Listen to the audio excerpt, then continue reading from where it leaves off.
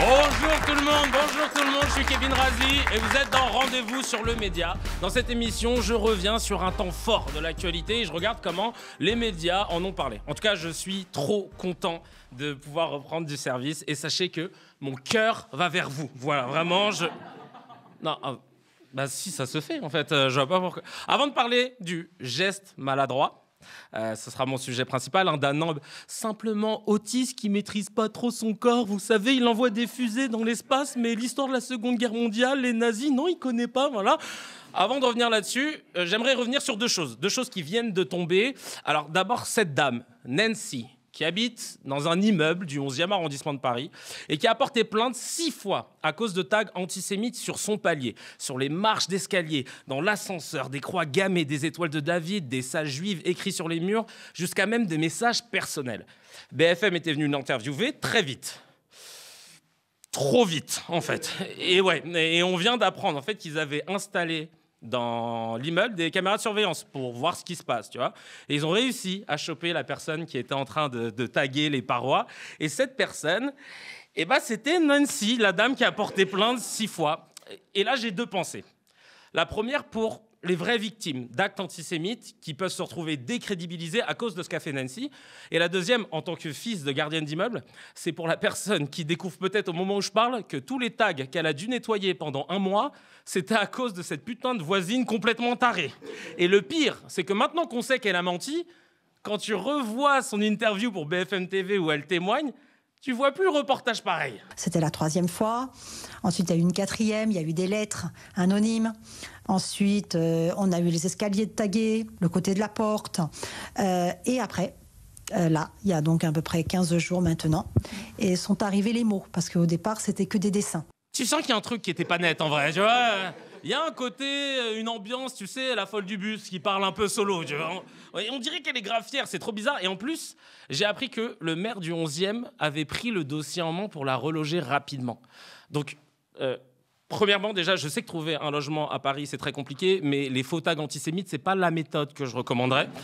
Et deuxièmement, attention aux journalistes et aux politiciens qui ont récupéré l'affaire, qui sont tombés dans le piège. Et c'est pas la première fois, hein, parce que si vous aviez fait des recherches sur le message qu'elle a reçu, il y avait écrit en arabe « Safwa Touani », qui signifie en français, j'ai demandé à 5 personnes arabophones autour de moi, « Safwa Touani », personne n'avait compris au début. Et puis en creusant un petit peu, ils se sont rendus compte que ça voulait dire, mais c'était ultra mal écrit, ultra mal traduit, ça voulait dire « tu vas souffrir ». Tu vas souffrir, mais écrit avec les pieds. Et c'est là que tu te dis... Donc tu crois vraiment, en fait, si tu réfléchis un peu, si tu avais fait ton taf de journaliste, tu crois vraiment qu'un méchant qui veut menacer une personne qui parle pas arabe va lui écrire très mal en arabe. Genre, t'as jamais entendu, toi, un gars qui t'a dit, genre un jour, putain, ma voisine, je la hais, je vais la menacer en norvégien. Tu vois, c'est genre, personne fait ça. Donc, je vais donner une petite technique aux médias et aux politiques pour vous aider face aux fausses accusations la prochaine fois. Ça s'appelle « Attendre les conclusions de l'enquête chacal ». L'autre info du week-end, c'est ce tweet incroyable de la députée Caroline Yadan, qui réagit à un truc qu'elle a vu sur France Info, où elle a dit « Ce bandeau de France Info n'est pas seulement indécent, il est une injure à ce qui fait notre humanité, abject, inacceptable. Je saisis l'Arcom et en tant qu'une sanction exemplaire soit prononcée. » Et elle a tagué Rachida Dati. Dès qu'il y a une embrouille, tu tagues toujours Rachida Dati. Alors moi, quand elle a dit le bandeau, j'ai regardé le bandeau en bas de l'image. Et il y a écrit « Football, 19e journée de Ligue 1, Monaco reçoit Rennes ». Et je te jure que je me suis dit « Ah ouais, peut-être qu'en fait, ils se sont trompés de match. En fait, c'est Rennes qui recevait Monaco. Je sais pas, j'ai pas capté, tu vois. Et après, je me suis dit non.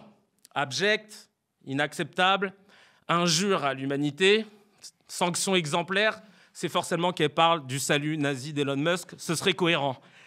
Et en fait, non. C'était à cause de ce qui est écrit pile au milieu de l'image. 200 otages palestiniens retrouvent la liberté. Voilà, c'était le mot otage. Elle n'a pas supporté. En fait, il aurait fallu dire terroriste ou prisonnier minimum ou sous-merde palestinienne, ce serait passé, là, tu vois. Peut-être qu'elle aurait dit, là, ça me va, ça me semble correct. Évidemment, la rédaction de France Info a eu une réaction très responsable.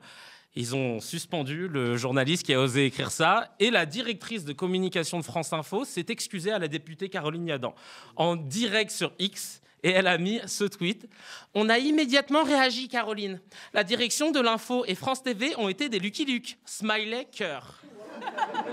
Bah, ça va, on vous dérange pas vous voulez qu'on parte peut-être de X pour vous laisser tranquille? Non mais, au niveau de l'indépendance de la presse vis-à-vis des médias, on est comment là? Je veux dire, l'autre, elle l'appelle Caroline. Genre, elle met des smileys, petites vannes. On a été des Lucky Luke. Hein, on a été des bons toutous. Hein, pas vrai, Caroline? La députée Caroline Yadan, c'est marrant parce qu'elle a parlé d'injures à l'humanité. Donc l'injure à l'humanité, c'est pas les tortures subies par des civils, des femmes, des enfants retenus sans procès, sans raison dans des prisons. Non, non. L'injure à l'humanité, pour elle, c'est d'en avoir parlé.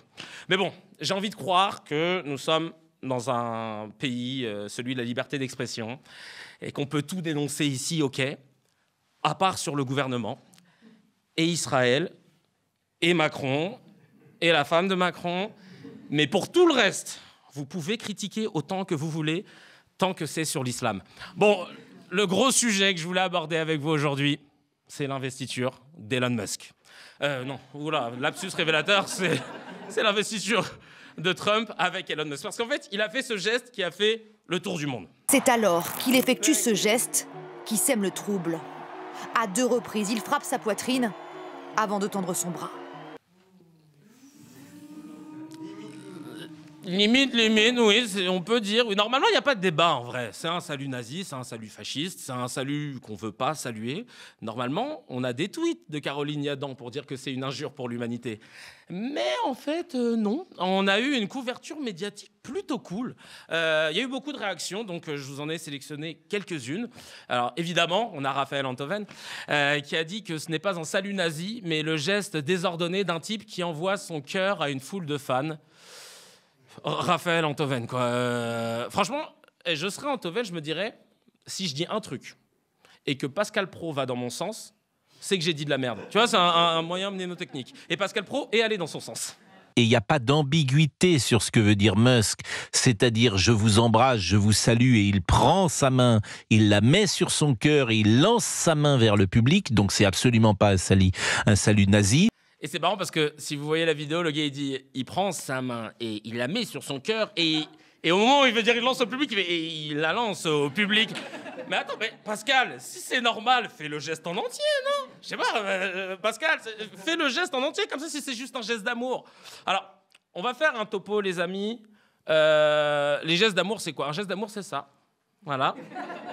Ça, c'est un salut nazi, d'accord? Un geste d'amour, c'est ça, la main qui touche le cœur, tu vois. Comme tu, je sais pas, tu dis, ça va, la baisse bien, tu vas bien? Ouais, merci, tu vois, quand tu vas checker tes potes au quartier. C'est ça, et pourtant, on n'est pas fou. On a déjà vu ce geste. C'est clair, non? Les historiens sont unanimes, comme Johan Chapoutot, qui est un expert du nazisme, et qui le confirme. Mais une partie de la classe médiatique et politique trouve toutes les excuses possibles. On a même dit que c'était un salut romain. Tu sais, comme si on faisait tous de base un salut romain dans la vie. Tu sais que c'était l'usage. Moi, à part les fachos, parmi les supporters fachos de la Lazio de Rome, j'ai jamais vu une personne faire ça de bon matin. À la machine à café, genre, ça va Patrick, petit café? Ouais. Un sucre comme d'hab? Non. Yann Toucourt a fait une super vidéo là-dessus. Le salut romain ressemblant à celui nazi n'a existé que dans la fiction. Donc vos arguments de montrer des captures d'écran d'Astérix et Obélix, ça ne marche pas. En procès, la preuve est jugée irrecevable. Et les médias ont analysé la quenelle de Dieudonné à l'époque, je ne sais pas si vous vous souvenez, comme si c'était le tableau périodique des éléments. Tu vois, angle à 45 degrés sud, bras tendu vers l'épaule à 90 degrés, c'est un salut nazi inversé, c'est évident, tout le monde le voit. Mais là, Elon Musk pourrait venir en uniforme avec la moustache d'Hitler et dire « Relax, c'est un cosplay de Charlie Chaplin ». Et tout le monde continuerait d'acheter Tesla, tu vois. Et puis il y en a d'autres qui disent « Bah non, il a soutenu Israël ». Mais tous les gars d'extrême droite ont soutenu Israël. Pas parce qu'ils aiment Israël, parce qu'ils n'aiment pas les Arabes. C'est juste ça. Juste quand Israël a touché les chrétiens d'Orient au Liban, là, j'avoue, les gars d'extrême droite étaient un peu perdus. Genre, oula, alors, attends, comment on fait que... non, mais j'ai mal à la tête, là, je comprends pas. C'est marrant parce que, au final, les médias ont tous cherché à trouver une explication que Musk lui-même n'a que vaguement donnée. Et c'est ça le truc le plus stupide dans toute cette histoire. On cherche des excuses pour lui. Et finalement, Musk a sorti sa première excuse. Franchement, il faut qu'il trouve de meilleurs coups tordus. Les attaques, tout le monde est Hitler, sont fatigantes. C'est fatigant, ouais. Arrêtez, là, c'est fatigant. Non, c'est pas que c'est fatigant, c'est pas normal, Chacal, en fait. Fatigant, c'est quand t'as tous ces gens qui postent des vidéos de Macron à son investiture qui saluent pareil. Alors, il y en a qui vont dire « Alors, du coup, vous pensez que Macron est un nazi ?» Bon, merde, pendant 2 secondes, ils ont failli me convaincre, c'est vrai, mais Macron ne pourra jamais être nazi, contrairement à Musk, parce que pour être nazi, il faut déjà réfléchir à une idéologie. Mais on a bien vu après 2 mandats que la réflexion et l'idéologie, c'est vraiment pas son truc. Musk a ensuite tweeté pour dire que c'était étonnant de voir à quel point les médias traditionnels ont essayé de me cancel parce que j'avais dit « mon cœur est avec toi » et que j'avais déplacé ma main de mon cœur vers le public. Il se fout de notre gueule, en fait, tu vois. Il se fout de notre gueule et les gens le croient, donc je vais rappeler qui est Elon Musk. Elon Musk, c'est un milliardaire qui est né en Afrique du Sud, qui a décidé qu'être riche et bizarre, c'était pas suffisant. Il fallait aussi rajouter un petit côté vilain de James Bond. Et beaucoup de gens vont rappeler aussi que non, mais gneu, c'est un autiste qui contrôle pas son corps, blabla.